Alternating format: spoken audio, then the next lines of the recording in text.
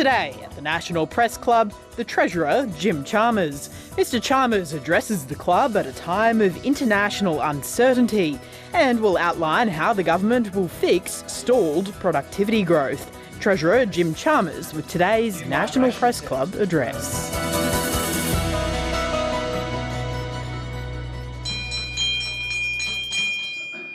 Hello and welcome to the National Press Club of Australia for today's Westpac address. My name is Tom Connell. I'm the club's president and also an anchor at Sky News.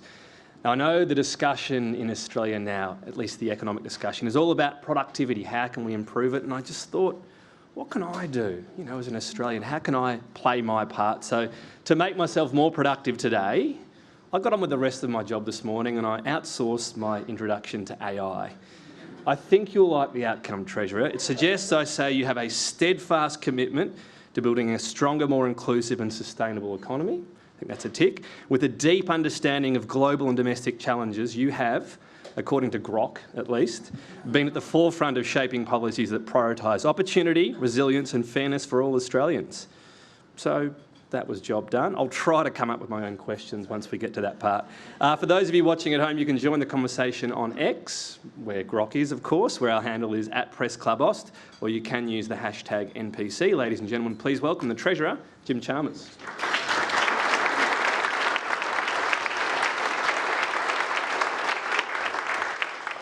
Well, thanks very much, Tom. Thank you to Morris and the board. Thank you to Emily and Westpac and the sponsors. Thank you to the journalists who are here today. I'm really grateful for this very welcome opportunity to be back here at the Press Club once again. We begin by acknowledging the customs, culture and elders of the Ngunnawal people. And here I wanted to single out and acknowledge an elder who's very near and dear to me, Uncle Bob Butler. Uncle Bob Butler is doing it tough right now. He's in a battle, a health battle. And I told Auntie Vicky, his wonderful partner, that I would shout him out at the Press Club today. He's in Mackay. He is doing it tough. He's got an appointment shortly, but I wanted to say, Uncle Bob, we're thinking of you. We love you, you and Auntie Vicky, and we want the very best for you. We know you're doing it tough. And I wanted to also acknowledge from the outset the colleagues who have joined us here today, Tim Ayres, Katie Gallagher, Claire O'Neill, Jess Walsh, Daniel Molino and Andrew Lee. I consider myself incredibly fortunate to be able to work with colleagues of that character and that calibre, and I'm very grateful that they're here today with us. I also wanted to shout out, as Morris did before the broadcast began, Jenny Wilkinson, the new Secretary of the Treasury, her predecessor, or one of her predecessors, Ken Henry, and also Danielle Wood, the Chair of the Productivity Commission. And I wanted to say that it is a source of considerable pride in our government that we have women leading the Reserve Bank, the Productivity Commission, the Treasury, in each of those cases for the first time in the history of those economic institutions. So I wondered if you wouldn't mind putting your hands together for Jenny, Danielle, Michelle, Gina, and the progress that we've made together. I wanted to acknowledge and thank all of you who are here. A lot of people, a lot of familiar faces. I see Brand Black over there from the BCA and others. I want to thank all of you for being here today, but I especially wanted to single out and thank everyone who is backing up here again today from Anthony's speech from this lectern just last week. And I begin there because I wanted to acknowledge that to hear from a Prime Minister and a Treasurer within 8 days of each other at the same forum is unusual, but I wanted to tell you why it's deliberate. It's deliberate because it's a chance to flesh out the points that Anthony made about economic reform and why it matters and why it's our focus in his government. Now, in our first term, we stabilised and strengthened our economy. We got inflation down, we got real wages up, we kept unemployment low, and we improved the budget position. And in important ways, we outperformed our peers. And we should be proud of that, but we shouldn't be satisfied with that. When you look around the globe at this extreme volatility, it would be misguided to assume it's temporary when it reflects much deeper currents. So much of the democratic world is vulnerable because governments are not always meeting the aspirations of working people. And we have a responsibility here and we have an obligation. A responsibility to rebuild confidence in liberal democratic politics and economic institutions by lifting living standards for working people in particular. But also an obligation to future generations to deliver a better standard of living than we enjoy today. Now that's really why productivity matters. It's why budget sustainability matters. It's why resilience in the face of global turmoil matters as well. And it's why reform matters. And it's why I wanted to speak with you today about our government's approach to economic reform this term. Reform which is progressive and patriotic, in the PM's words, but also practical and pragmatic as well. Reform from the centre, in a world of polarising and sometimes unsettling extremes. And methodical reform, which is considered and collaborative and ambitious. Now, this begins with delivering the substantial commitments that we took to the election. And this obsession with delivery has guided my post-election briefing and reading and the conversations I've had with Stephen Kennedy and now with Jenny Wilkinson. Because as the PM has made clear here, delivering our commitments in housing and energy and across the board is the best place to start. But it's also not the limit of our ambitions. They are a foundation, not a destination. We have a mandate to deliver the policies and plans that we took to the election, but we also have a duty to build on them. And the best way to work out what's next is together. Now, Australians have achieved so much in our economy these past 3 years, but there is more to do. Let's not just talk this down, or let's not just talk it up. Let's put this progress in its proper perspective. We've come a long way. We've got a lot going for us. We are better placed and better prepared than other countries. But some of the pressures on our economy and our budget are intensifying rather than easing. It's not just possible to acknowledge both of these things at once, it's imperative. Inflation is down substantially and in a sustained way. Interest rates have been cut twice and markets expect more, but people still are under pressure. We've made this progress on inflation at the same time as we've maintained very low unemployment. And this is unusual, if not unprecedented, compared with our peers and with our history of dealing with inflation shocks. To deal with inflation in the 1970s, unemployment breached 10%. In the 90s, 11%. Instead, our first term saw faster jobs growth than any G7 economy and the lowest average unemployment of any Australian government in the last half century, while inflation fell considerably. Now, no major advanced economy has combined unemployment in the low fours with inflation under 2.5 and 3 years of continuous growth. Now, we know this welcome progress in the national aggregate data doesn't always translate into how people are feeling and faring in local communities. But real wages are growing again, and the past 9 months are among the fastest 3 quarters of real per capita income growth in 15 years. Private demand contributed all of the GDP growth in March, and that's good, but that growth was still subdued. The level of business investment is now at a 12-year high. It's grown every year of our government, but we know that we need it to grow deeper and faster. Dwelling investment has gathered pace. It was 10 times stronger in the last quarter than the quarterly average of the last 10 years, but we still need to build more homes and sooner. Consumer sentiment is up 8 points since September, recovering since the middle of last year, but off a low base. We delivered the first 2 surpluses in almost 2 decades. We found $100 billion in savings. I pay tribute to Katie for that. We engineered the biggest nominal improvement in a budget in a parliamentary term. We took meaningful action on structural pressures, but the job's not finished there. That work is ongoing. Now, all of this progress we've made is not accidental, it's deliberate, but it's also gradual. Responsible economic management has played a role, cutting taxes, boosting wages and restoring real incomes, repairing the budget and fighting inflation. We have made the right calls in our economy, but there is more to do. To deliver higher living standards for our people, we recognise 3 blunt truths. Our budget is stronger, but it's not yet sustainable enough. Our economy is growing, but it's not productive enough. It is resilient, but it's not resilient enough in the face of all of this global economic volatility. Now, the international environment and the global economy will be the main influence, I think, which shapes and constrains our choices this term. I mean, just this month, the World Bank warned that global growth is on track to be close to its weakest in nearly 2 decades.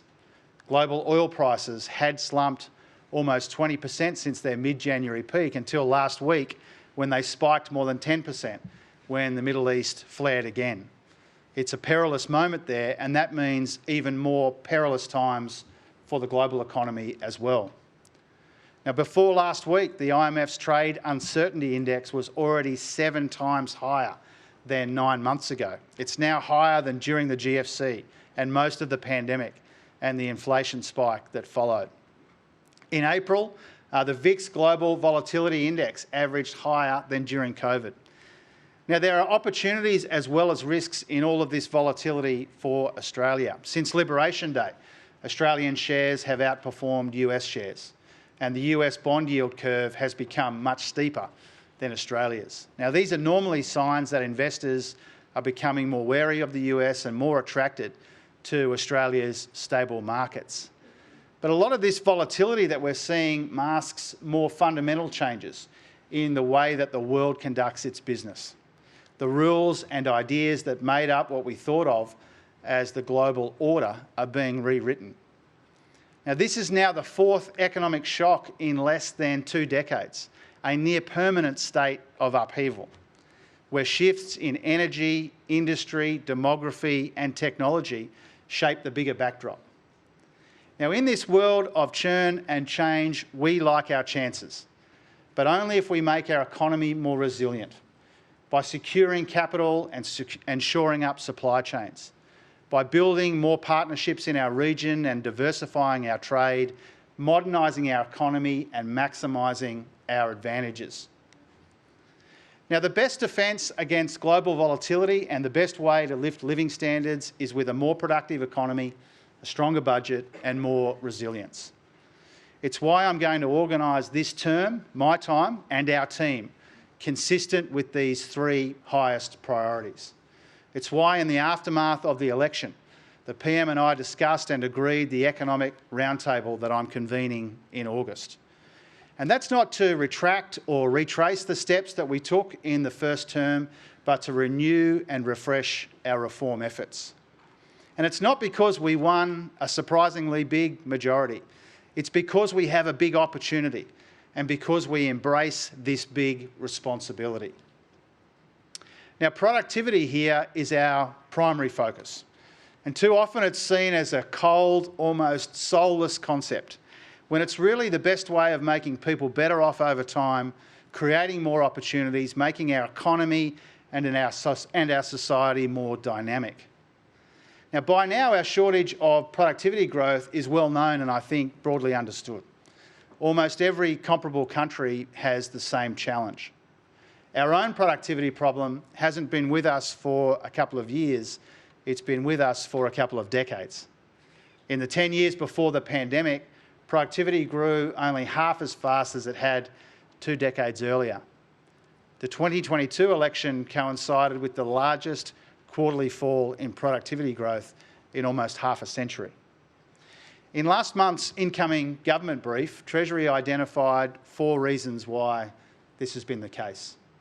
Firstly, our economy is not dynamic or innovative enough. Secondly, private investment has picked up, but not by enough to make our capital deep enough.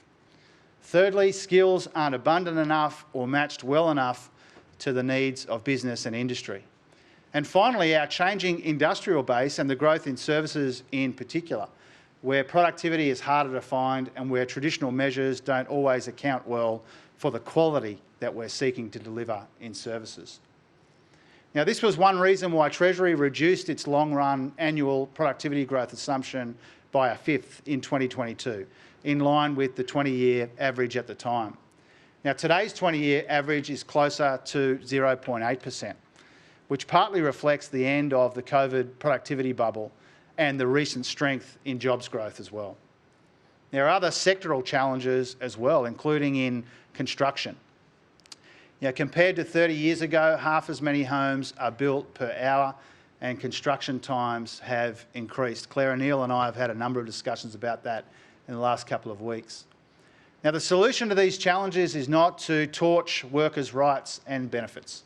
Lifting productivity is about empowering workers and making the most of our human capital, teaching and training them to adapt and adopt technology, unlocking innovation, investment and dynamism to lift the potential of our people and our economy, making it easier to start or run a small business, faster to get approvals and simpler to trade without reducing standards, boosting competition and dynamism so that there are more jobs on offer at top performing firms of all sizes.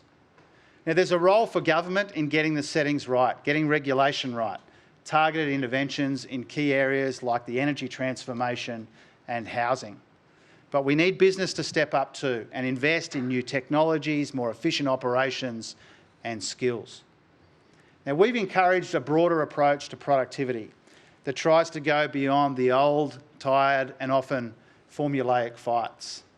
And that's why we agreed a 5-pillar productivity agenda with National Cabinet, based on the analysis in the intergenerational report and focused on those 5 things: creating a more dynamic and resilient economy, investing in the net zero transformation, building a skilled and adaptable workforce, harnessing data and digital technology, and delivering quality care more efficiently.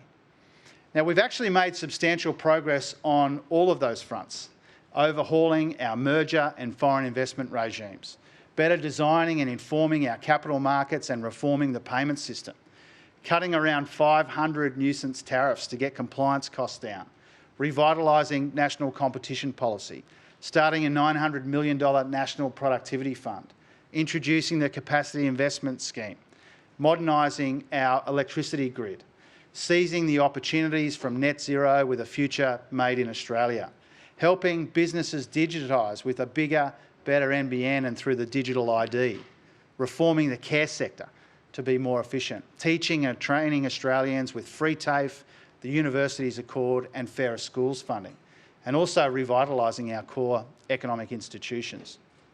Now, it's not often recognised, but our first-term reforms respond to about 2/3 of the directives in the Productivity Commission's 2023 5-year review. And as we start our second term, more work is already underway.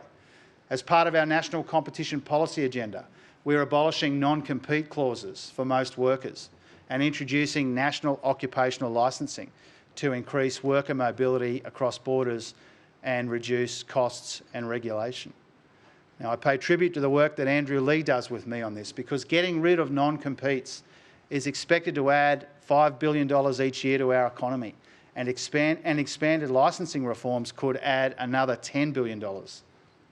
Now, just this week, I sent our draft National Competition Policy Plan, implementation plan to the states and territories to keep that progressing. We're also expanding our right to repair reforms. We're adopting safe overseas standards to reduce regulation. And we're working to attract more investment to deepen the capital base of our economy. Our Future Made in Australia agenda is part of that, but we're also strengthening, streamlining and speeding up project approvals. After our first term, more than double the rate of foreign investment approvals and 50% more environmental approvals are now being processed on time. But again, we do know that there's more to do. And that's why we're standing up a single front door to help get major transformational projects off the ground more efficiently as well.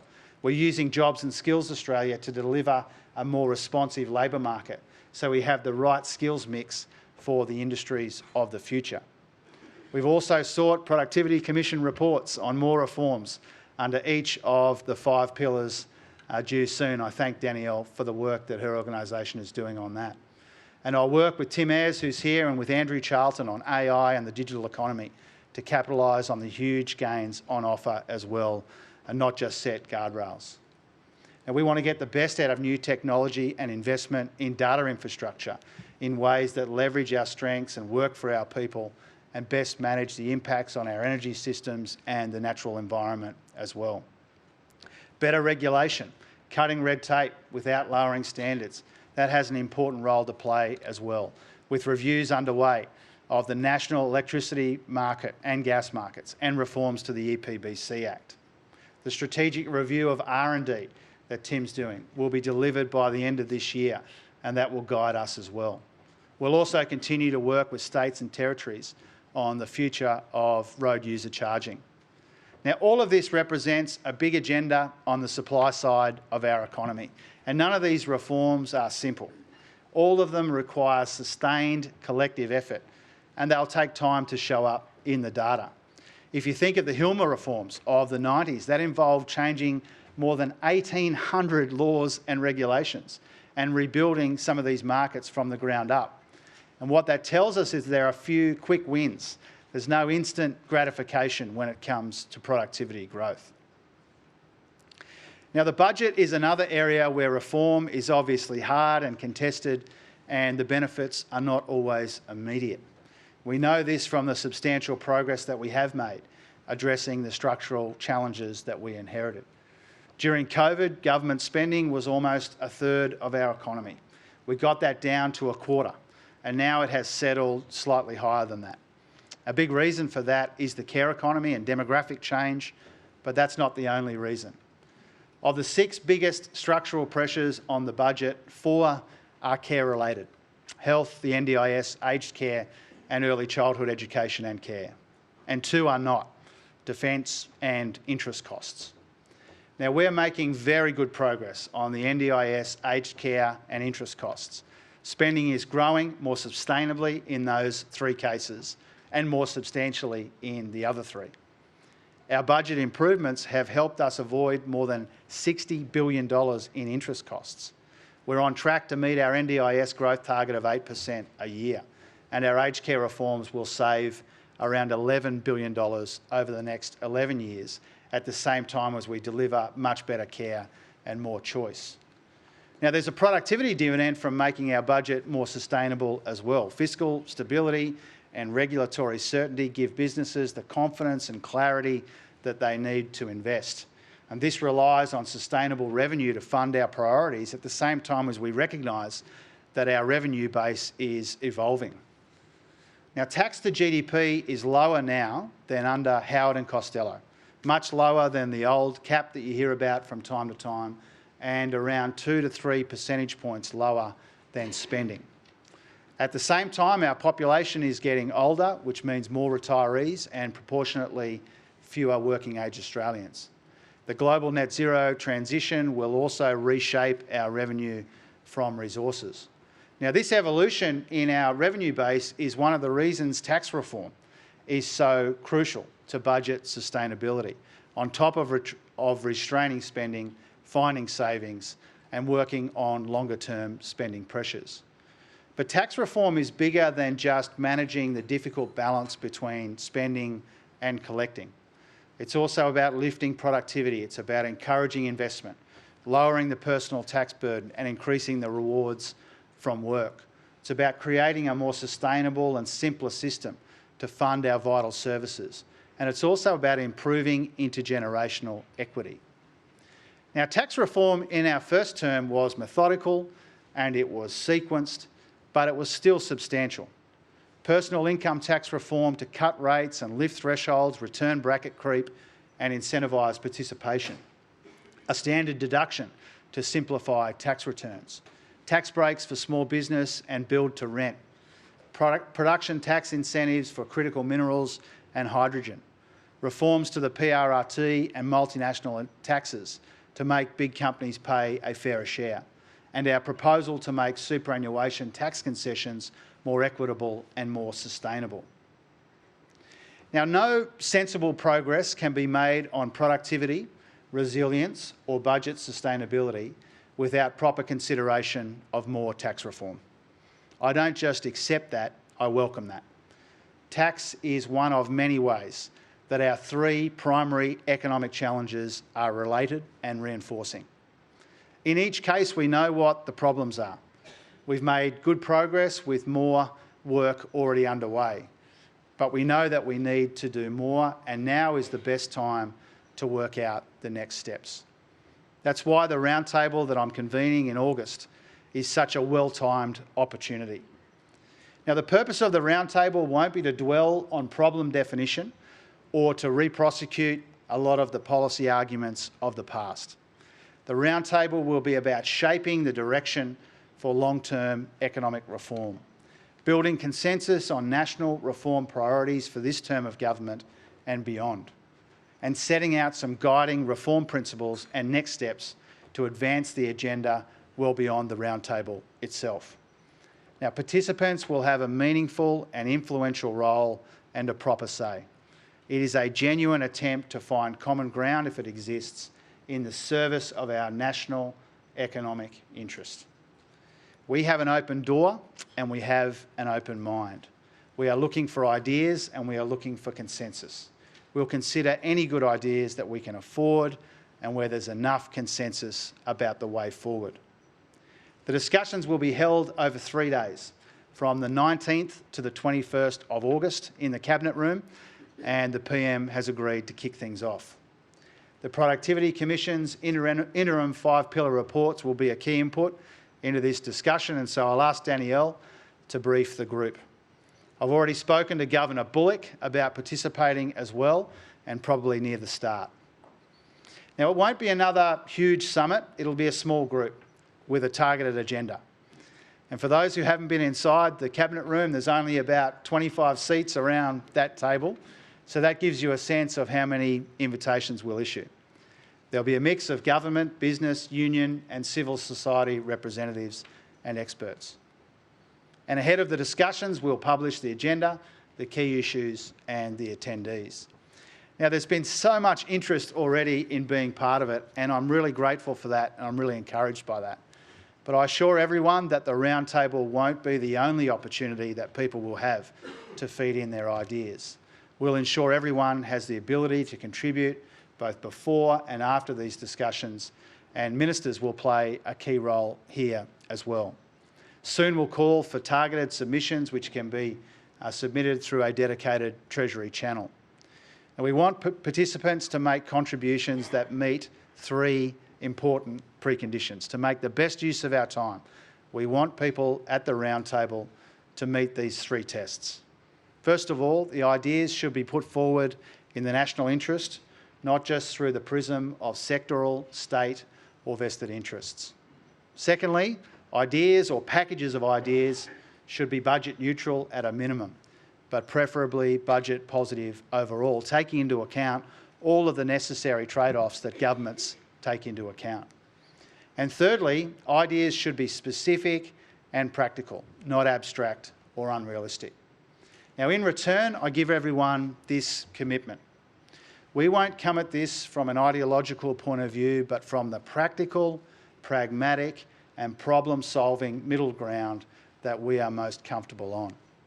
Now, a related point, and because the group will be small and it will be focused, finding consensus will be everyone's responsibility. We want to encourage participants to build broad coalitions on changes that cross the metaphorical aisle in the Parliament and outside as well, not just leaving it to government to get everyone on side. Now, this invites, I think, a broader point about reform. Reform is not just a test of a Treasurer or a Cabinet, but it is a test of our country. Not even a core economic team as strong as Gallagher, Lee, Merlino, O'Neill, Ali can do this on its own. It's why I secured Cabinet support on Monday to embed productivity at the very core of our government's second term. We agreed together a bigger focus on productivity at the Expenditure Review Committee and with our work with the states. We agreed that I'll ask the PC Chair to brief Cabinet Ministers on the productivity challenges in their own portfolios and seek their input into the 5-pillar reports, and that I'll write to regulators across government seeking specific, measurable actions to reduce compliance costs without compromising standards. And Cabinet Ministers also agreed to come back to me with ideas to improve productivity in their portfolios before the roundtable, and also to host their own consultations as well. Now, to make progress, we need an environment conducive to reform, not hostile to reform. And that's where many of you come in. We need to be sure that there are not just the right constituencies for change, but the right conditions for change as well. Now, we don't pretend, and I don't pretend or assume that ideas should be above criticism. On the contrary. But there are a couple of aspects of this that I think that we need to consider together. The first one is the rule in, rule out game in the media. Now, of course, there are things that no sensible government will contemplate. But I think limiting ourselves to ruling things in or out forever has a cancerous effect on our policy debates. I think it can rob an informed and modern country like ours the flexibility and the maturity that we need to respond to big challenges. I think a related problem is that too often the loudest calls for economic reform in the abstract come from the noisiest opponents of actual reform in the specific. So let's see what we can do together if we reset and renew the national economic reform conversation, and starting with productivity, economic resilience and budget sustainability. Now, our existing agenda is already broad and ambitious, and we have lots underway already. But we can do more, and we owe it to people to see if and where there's the appetite to do more.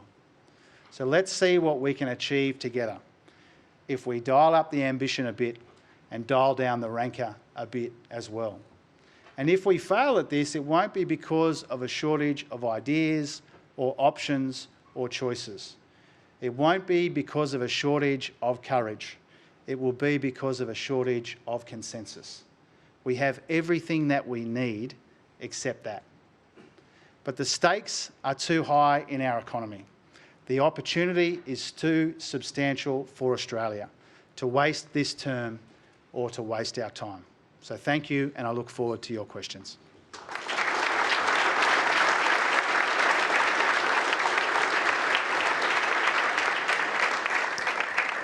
Thank you, Treasurer. I'm going to keep this broad, lest I be accused of ruling in, ruling out. So if you think of how bold you're willing to be, when we think of economic reform, that truly transformative reform is always at the time at least somewhat controversial. If you think of floating the dollar in the Accord, if you think of the GST, are you thinking of that level of boldness when you're talking about the reform the economy needs around whether it be productivity or tax or whatever it might be? Yeah.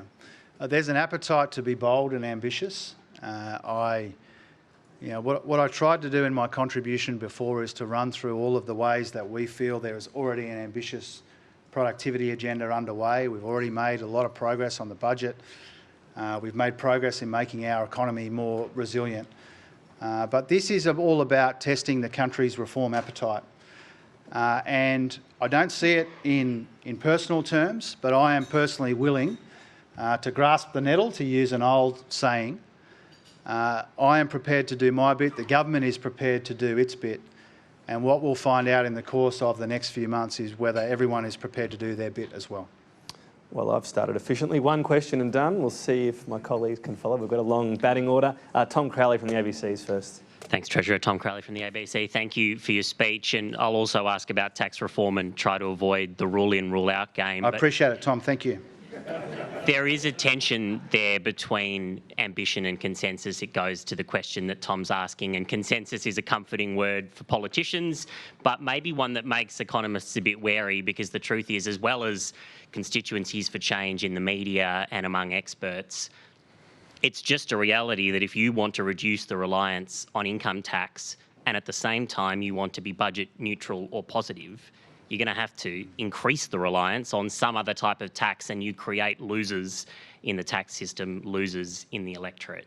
Do you see that this election gives you the political space to create losers and make an argument to them, even if perhaps you lose their votes, about why they should pay more to repair the budget? Yeah, thanks, Tom. A couple of, I think, important things about that.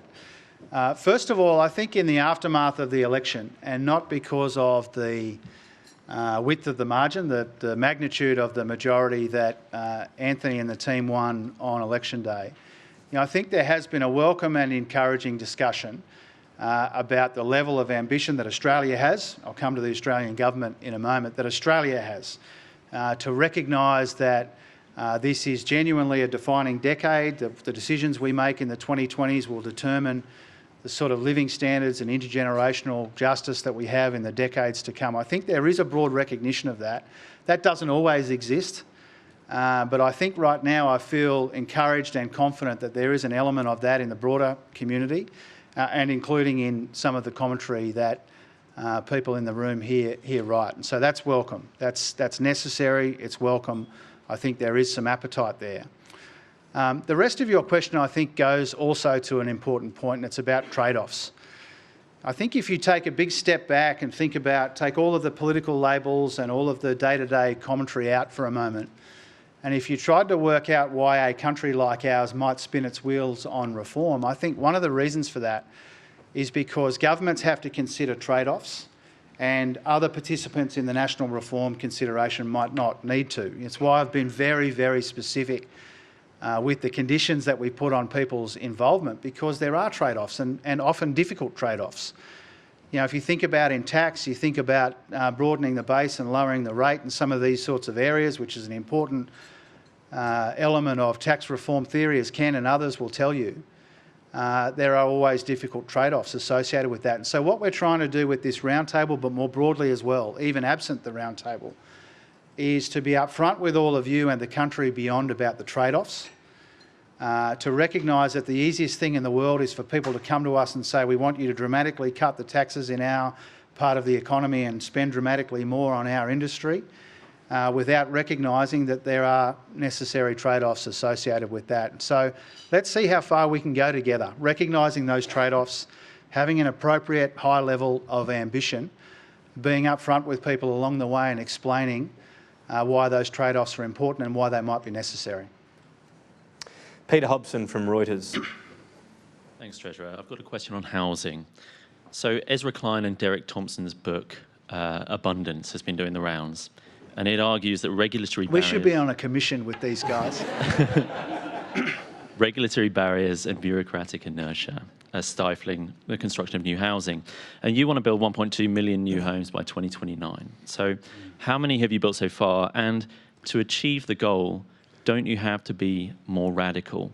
Are you considering bigger changes to regulation, perhaps stripping more power from local authorities, or bigger incentives from federal government? Look, even if Claire O'Neill wasn't in the room, I'd be careful not to front-run the sorts of things that she would be considering, but I know that Claire won't mind me saying that probably the most numerous conversations I've had in the last 6 weeks have been with Claire about housing, because we recognise that we need to build more homes sooner. We've got tens of billions of dollars of Commonwealth investment. The states and local governments are very focused on the challenge. Institutional and other investors are working out what meaningful role that they can play. And so all of the ingredients are more or less there, but we need to do better and sooner in order to build those homes. Now, we have always acknowledged, Claire, her predecessor, certainly from my point of view, that the 1.2 million homes is a very ambitious target, deliberately so. And it will be hard to get there, but it's not impossible to get there. But everyone needs to do their bit. And I know that Claire is thinking about what else might be necessary in order for us to build the homes that our country desperately needs. Matthew Cranston from The Australian. I didn't get a little nod from Claire at the end there, so I'm worried that I didn't nail it. Treasurer... Claire will be available for a press conference immediately following the... We can give her a question if you want. Treasurer, in your first term, you had a desire for low inflation, and you pretty much got that. Productivity is a lot harder, and you've outlined very clearly, very transparently, that tax reform will be a big part of productivity. I wonder, does that mean, and you've said also today you welcome it and expect it, does that mean you're pressing the pause button at the moment on tax reform ideas such as unrealised capital gains tax?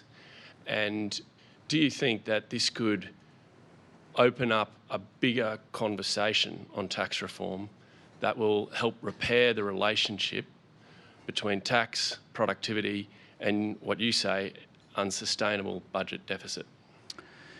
Well, first of all, we're not changing the policies we took to the election. You know, we got a mandate for that change that you mentioned and that you write about most days. What we're looking for here is an opportunity to build on the progress that we've made, including in the economy, as you point out.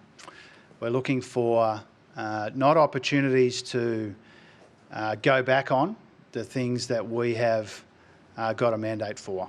We're looking for new ideas. Now, when it comes to the role of tax reform in productivity, you know, I've very deliberately said that productivity is our primary focus, but not our sole focus. Budget sustainability, resilience in the face of global volatility. These are three very tightly related concerns.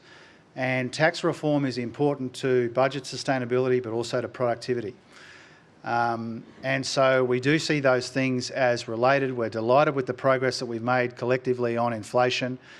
We do agree and accept your analysis that says productivity can be harder and less instant in the progress that we make, and tax has got a role to play there. Now, I think it would be unusual if I said to the country, we're going to have this big national reform conversation about productivity, sustainability and resilience, but nobody's allowed to talk about tax.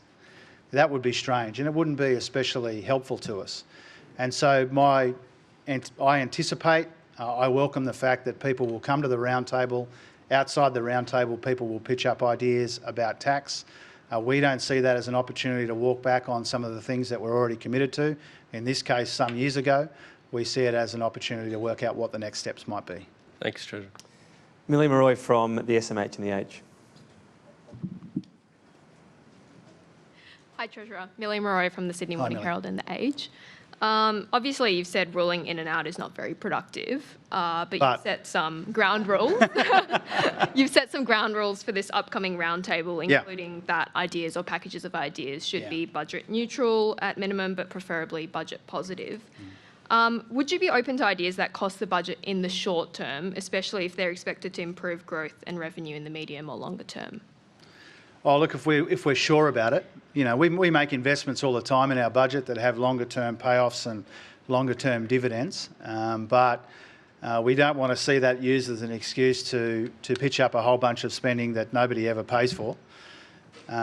Really, and the thing that invites your good question, Millie, with Tom's at the start is, you know, and encourage, there'll be people in this room who'll be at the round table, there'll be people in this room who will pitch up ideas before, during and after the round table. Really, we're just trying to respectfully encourage people to try and engage in the kind of work that we engage in around the Cabinet table, at the Expenditure Review Committee and the broader Cabinet as well, which is to understand that there are a lot of great ideas, often expensive ideas, and we have to make it all add up. And so the only way this is going to work is if everybody understands that. You know, not if it's just left to Katie and I or the ERC or the Cabinet to engage in all of those trade-offs. I want everyone engaged in that. And inevitably there will be a case made in some instances, and sometimes it will be a compelling case, that investment up front will deliver a longer-term dividend. But that doesn't excuse us or extract us from some of these longer-term structural budget pressures that we're trying to deal with. The small room you alluded to, does that mean no room for the opposition? We're finalising the invitation list. I say that very genuinely. We've done a bit of work on that, but we haven't finished the work on that. I've been a little surprised, to be honest, to hear you know, that there's been some interest from the opposition in some quarters. You know, sometimes you catch a part of an interview where people are running down the idea of a round table. Other times you hear people saying that they'd like to be constructive. I hope it's the latter. There will be opportunities for the opposition to be constructive, whether they're inside the room or not inside the room. I think regardless of the final invitation list, it would be a very good thing for Australia if we all did take a constructive approach to it. What I'm going to try and do is, where I think the opposition or the crossbench or other colleagues in the Senate are being genuinely constructive, I'm going to try and respond in kind. I mean that. So let's see how they go. Whether they're inside the room or outside the room, I think there's an important role for the opposition, and not just in the Senate, but in terms of the direction of the country. We don't pretend that we'll be in government forever. Some of these issues will be long-standing issues. I don't even accept the argument that says another term of this government is assured. I think few things in politics are assured, and so the more buy-in that we can get across the parliament, the better. And so if they are genuine about being constructive, I will be too. John Keogh from the AFR. Thanks, Treasurer, for your speech. Spending as a share of the economy, according to Treasury's own budget forecast for the next financial year, is going to be the highest since 1986. Is it inevitable that the tax to GDP level needs to rise, as you've alluded to by saying any tax changes need to be preferably budget positive? And within that, is it possible, do you envisage that actually you could have a package of tax changes where some taxes go up, some taxes go down, and are you a believer of a package like that could actually deliver higher growth and prosperity for the Australian people? Well, if I could just kind of respectfully make 2 points at the start, John. I mean, it's not the highest spending since the 80s. I mean, I know that you mean absent COVID. But I think it's unusual that we absent COVID. Excluding the pandemic, yes, that's true. Yeah, and so I don't mean to have a shot at you, John. I say that very respectfully, but quite frequently I'll hear, you know, we've got the weakest growth in 40 years or we've got the highest spending. That's not true. And I know that there are reasons why you want to extract that from your analysis. I get that. But let's not forget that we had spending as a share of the economy almost a third. And some of those things that we didn't extend when we came to office, they were difficult at the time, some of that spending. You know, we had a lot of people calling for us to extend the fuel excise change. The Lamito was ended by our predecessors, but we got called on to extend it. And so that spending that was about almost a third of the economy during COVID, we got it down to less than a quarter of the economy in 2022-23. And so I'll engage with the substance of your question, but let's not lightly dismiss that. Secondly, when it comes to people coming with packages of ideas which are budget neutral, I hope that people come to this discussion, I know Katie hopes that people come to this discussion not just with ideas about improving the revenue base, but also about where government spending is not giving us the dividends or the returns that we need. And so it's possible that people will come to the discussion with an idea to invest more over here or to provide tax relief over here, which is not necessarily paid for by higher taxes, but might be paid for by less spending. So we've got an open mind to that. All of those combinations, I think, are reasonable, and I hope that people consider all of those different kinds of trade-offs when they come to the discussion. Next question, Trudy McIntosh from Sky News.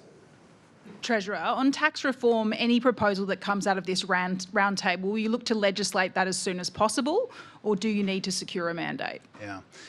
Well, first of all, it's difficult to preempt, you know, the steps that go beyond the ideas that people bring to the roundtable. You know, I think the timing of any changes that we're able to afford and pick up and run with, I think that's to be determined. And it depends on the nature of the ideas. You know, some things that might be, where there might be broad consensus at the roundtable, it might not be feasible or wise to wait another 2 or 3 years to pick up and run with them. So let's see what people propose.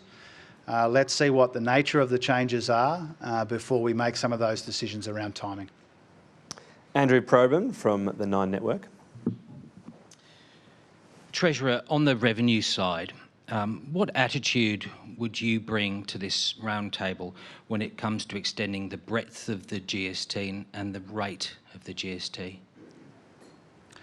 Well, I think, Andrew, I'm not sure if you have, but others over the years have asked me from that microphone with me at this lectern about that, and you know that historically I've had a view about the GST. I think it's hard to adequately compensate people, and I think often an increase in the GST is spent 3 or 4 times over by the time people are finished with all of the things that they want to do with it. But what I'm going to try and do, because I know the states will have a view on it, I'm going to try not to kind of, dismiss every idea that I know that people will bring to the round table. I suspect the states will have a view about the GST. It's not a view that I've been attracted to historically, but I'm going to try not to get in the process of shooting ideas between now and the roundtable. But when you consider that some of the carve-outs were from 25 years ago and a political deal between John Howard's government and the Democrats, isn't that something to at least consider? Well, I think I've answered that, Andrew. I mean, I've had a... Well, my view hasn't changed on all of the other times that I've been asked it, but I think one of the ways I'm going to be inclusive and respectful in the lead up to this roundtable is I suspect people will raise that question. So you're not ruling it out? I haven't. I haven't changed my view on it. And again, it's a nice little cheeky attempt to get a rule in, rule out in.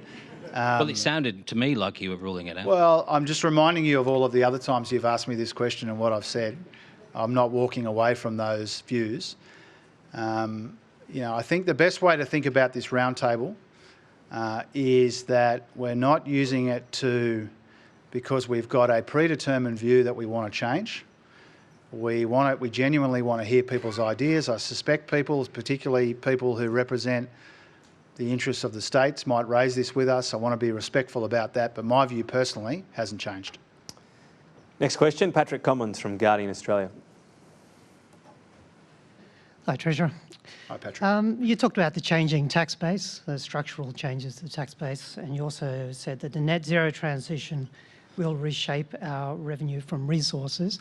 Is part of that a recognition that the next time we have the next resource export boom, maybe critical minerals, that we need to do better to capture more of the value of our natural minerals when we're designing tax policy around that?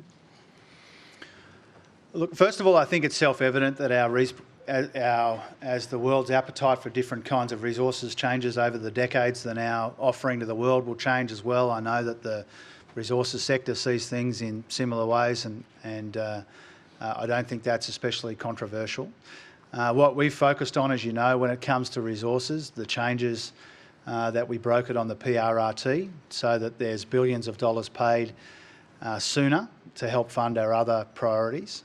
It may be that people bring those sorts of ideas to the roundtable, a bit like the question that Andrew asked before you. I don't really want to get into sort of indicating or announcing government policy or rejecting ideas that people might put forward to us. That's a pretty common view put by people, that we could change the way that we tax our resources. It's not something that we've been contemplating or considering or putting work into, apart from the PRRT change. But I suspect people will have views about that in the coming months and years. Nicholas Smith from The Nightly. Thanks for your address, Treasurer. My question is on economic resilience and security.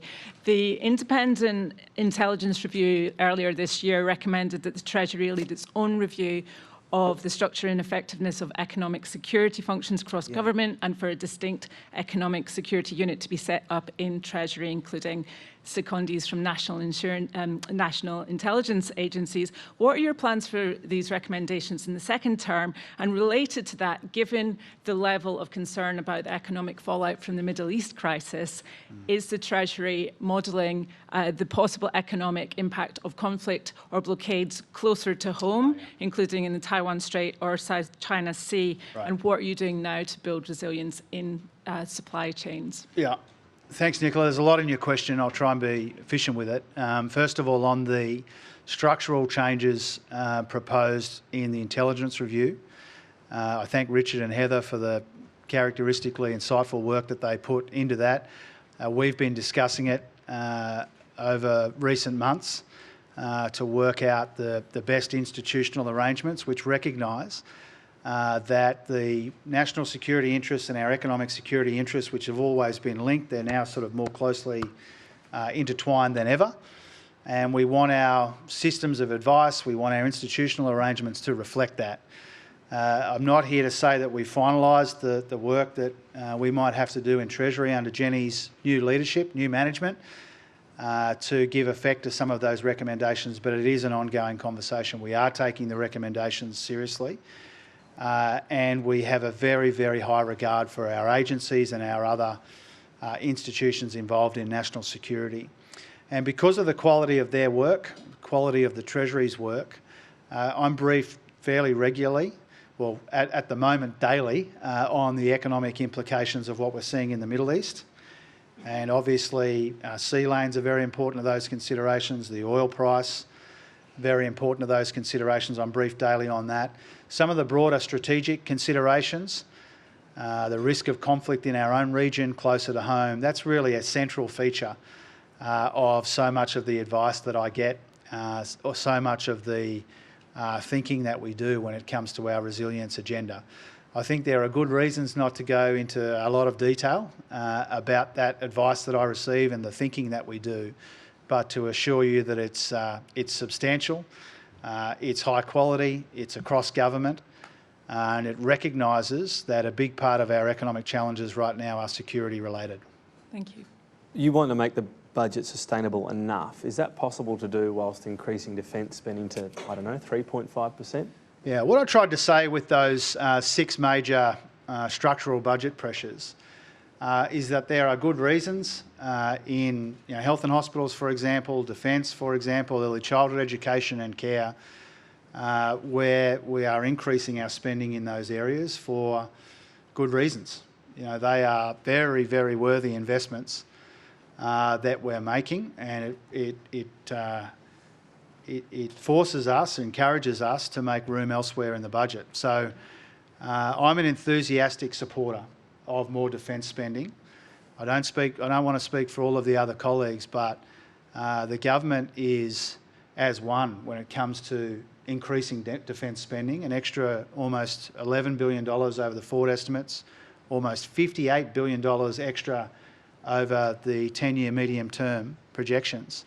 So we're making new, substantial and much bigger investments in defence, and that's a good thing. It does put structural pressure on the budget. It does mean that we have to find room in other areas, but it's not unique. We have to find room for early childhood, we have to find room for defence, we have to find room for health and hospitals. We've made good progress on interest costs, aged care and the NDIS. But Katie and I have never seen this work that we do with other ministers on structural pressures as a kind of a one and done. It's ongoing. I mean, there probably wouldn't be a day Katie and I don't have a discussion with one or another colleague out of those 6 main areas where the structural pressures are most acute, where we're trying to work out how can we get maximum value for money and make sure that we are satisfying our strategic purposes and our purposes elsewhere in our economy and in our society in a way that we can afford. Tim Lester from the 7 Network. Treasurer, just to pick up on your comments there, you're quite blunt about strategic threats, acknowledging a more dangerous world and more perilous times for the global economy arising out of the Middle East. Though on saying that your government is increasing the budget for defence, do you believe that the track to roughly 2.3% of GDP by the early mid-2030s is still fit for purpose in the current environment? And if you do believe that, what are you saying about the United States demand for 3.5%? Surely that is stupid if you hold to the current budget. I'd say, Tim, that to go from 2% of the economy to 2.3% of the economy by the early 2030s represents a very substantial increase in our budget for defence spending. I try and read as much as I can of all of the commentary about national security and defence funding, and I think that's one of the things that's often missed, is that we're already making what would be seen in any other time to be a really substantial increase in investment in defence. I do that enthusiastically. I understand the risks and the threats. I think it's a really important, warranted thing that we are doing as a government, and it's substantial. Now, of course, our partners would like us to spend more on defence. It's not unusual. Even people I have a lot of time for, I mean, the whole time I've known Kim Beazley, decades now, he said that we should spend more on defence. And so it's not uncommon or unusual for there to be a constituency for more defence spending. It's not unusual for there to be a constituency for less defence spending at the same time. Now, when it comes to our American partners, Again, that's the message they're taking to all of their friends in the world, not just us. They're saying that in Europe, they're saying that in our own region, they're saying that in our instance as well. I think over the life of the next 10 years, it may be that governments, and not necessarily just of our political persuasion, it may be that governments make different decisions about defence spending, but let's not dismiss the very substantial increase that we're already making. Katina Curtis from the West Australian. Thanks, Treasurer. Just picking up on that defence theme, what you said just before about getting maximum value for money and at the start of your speech about your obsession with delivery. If there's a submission comes to the NSC later this year that says, for example, we want to buy these frigates, we can get them for cheaper and faster if we buy ones sort of off the shelf being made overseas, or we can get them a bit more expensive, take a bit longer if we build them in Australia. What is your thinking in approaching those kind of trade-offs, as you've talked about, and how much perhaps has this been shaped by previous discussions with Stephen Kennedy? Yeah. Well, first of all, I mean, I try and avoid hypotheticals at the best of times, but I think especially when it's about defence spending and national security and issues which are obviously very sensitive. I think more broadly, what the government has shown a willingness to do and an ability to do is to engage in some of those difficult decisions about sequencing. I pay tribute to Richard Marles for the way that he's come to us collectively, and Pat Conroy as well, to make sure that we can sequence this defence spend in a way where we do get maximum value. Richard does way more work at that than I think he is acknowledged for, and I acknowledge him for that. Katie and I work with him very closely on that, and with Pat Conroy as well. So I'd say that about that, and I forget the last part of your question, Katina, you might need to repeat it. Just how is your thinking being shaped? Oh, yeah. Well, Stephen's an influential fella, and I've loved working with him, and I'm excited about working with Jenny, and we get the best of all worlds. Because Stephen and Jenny, their colleagues, they think deeply about the economy, but also about the national security environment. It's no coincidence that, I've tried to tell you that the next 3 years of my life are going to be about three things. Productivity, budget sustainability, and resilience in the face of global uncertainty. Not every treasurer over recent decades would have put something which has a national security element to it on their list of three highest priorities. I think that reflects the world that we're in. I hope Ken doesn't mind me saying that when we were talking about a draft of this speech earlier in the week, we were really talking about this kind of permanent state of churn and change in the world. The fact that it would be a heroic assumption to pretend that 4 big economic shocks in less than 2 decades with national security elements to them, that this is just some kind of bizarre period that we're living in, and that we're going to go back to this period where we have decade-long periods of calm like we had after the end of the Cold War. That would be a heroic assumption to make, almost certainly wrong, and not especially wise when it comes to thinking through our options. And so you asked me about Stephen and Jenny and the advice that we get. Really the whole government, I think, thinks very deeply about the fact that we're in this period of extraordinary churn and change. From my point of view, my reason for being is to make sure that our country is beneficiary of that churn and change, not a victim of that churn and change. We were huge beneficiaries of that great moderation that followed the end of the Cold War. Between then and whether you mark the end of it as the beginning of the War on Terror or the GFC, Australia did so well out of that period of moderation and calm. And now we need to work out a way to do really well out of this world of permanent churn and change. And the advice that we get from very smart people who we respect greatly in a public service which is very well led reflects, I think, the nature and the magnitude of that challenge. It's only a month and a half after the election. You're talking big changes and reform. Would talking about that during the election have scared voters off? Well, I think we took a substantial agenda to the election. We're talking new change today. Well, what I've tried to say today is that, from the Prime Minister down, and again talking out of school a bit, but all of the kind of collective conversations that we have as a government, led by Anthony, are about making sure that we deliver the things that we took to the election. And most of my time has been spent, working with Claire on her stuff. Chris Bowen's got a big challenge to roll out the things that we took to the election. Mark Butler's got a huge portfolio and a huge opportunity. And so our obsession is with delivery. But we've also got, in addition to that responsibility to deliver, we've got an obligation to include people in a proper national conversation about what comes after that. And I think that's consistent with the way that we talked during the first term of our government. One of the things that has kind of surprised me on the upside is that, when I rolled in bleary-eyed to the Insiders studio the day after the election, and David Spears said to me, "What's the priority?" And I said, "Well, we spent a big chunk of the first 3 years trying to beat inflation, and now we've got to spend the next 3 years trying to get on top of this productivity challenge."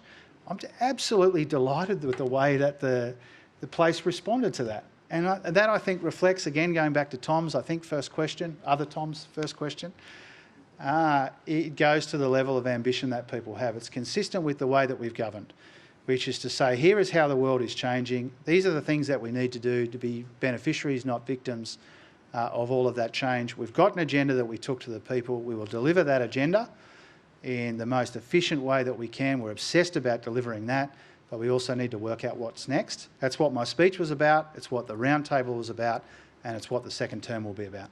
Just about time. You happy for a couple more? I am, yeah. All right. Michael De Percy from Spectator Australia. Michael De Percy, Spectator Australia. Treasurer, the UK was decisive in increasing their defence budget. They did this in a budget-neutral way by reducing or cutting the foreign aid expenditure.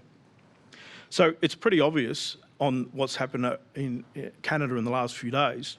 If Australia wants a seat at the table, we're going to have to ramp up our defence spending.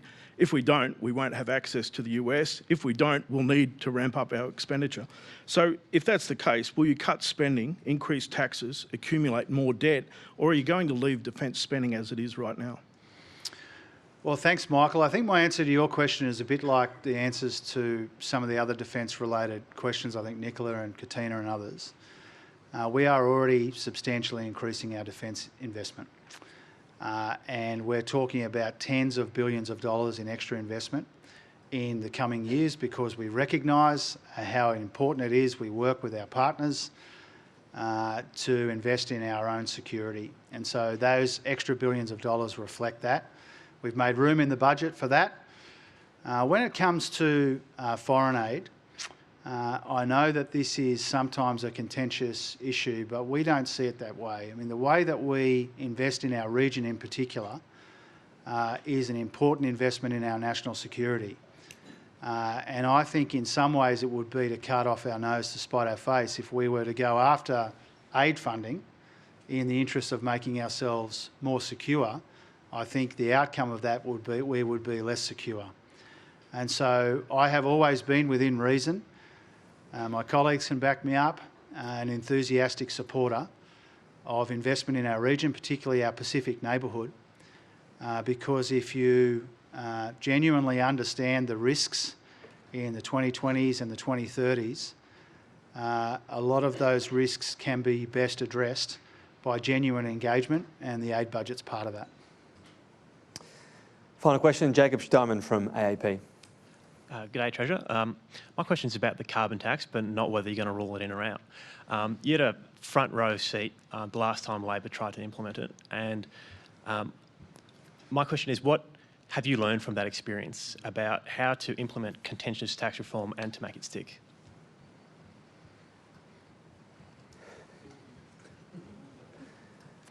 I think whether it's that episode or, I have been around for a little while, not very long as Treasurer, but I've been knocking around with a lot of you for a very long time. I see Misha Schubert there. I've known Misha for probably 20, 25 years. And so I have been associated with a lot of the policy deliberations that we've gone through. And I think, like anyone, you learn from all of them, not just that one.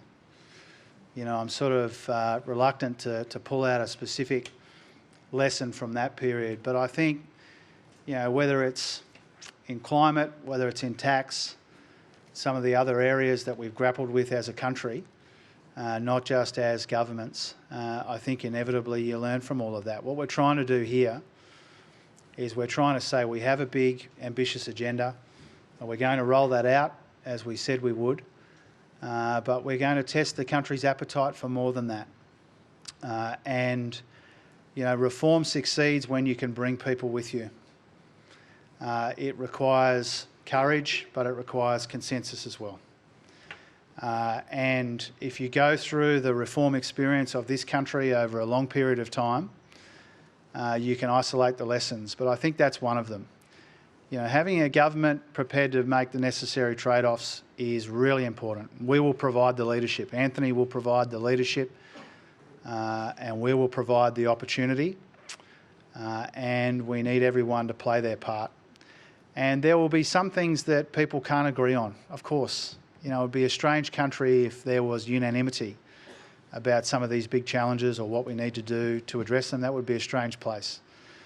But what we're trying to do here is to learn from Australia's reform experience, overwhelmingly a proud experience of change and reform that delivers dividends often decades down the track. And so let's see what we can achieve together if we genuinely listen to each other, we genuinely try and find the common ground, we genuinely try and engage in some of these difficult trade-offs. I'm realistic about that, but I'm optimistic about it too. I think there is the right amount of appetite. I think the problems are well understood and identified, and I feel confident, cautiously confident, that we can make some progress together. Treasurer, you've been generous with your time today. Please accept again. You've got a few of these, but our gift of membership to the club. Ladies and gentlemen, please thank Treasurer Jim Chalmers.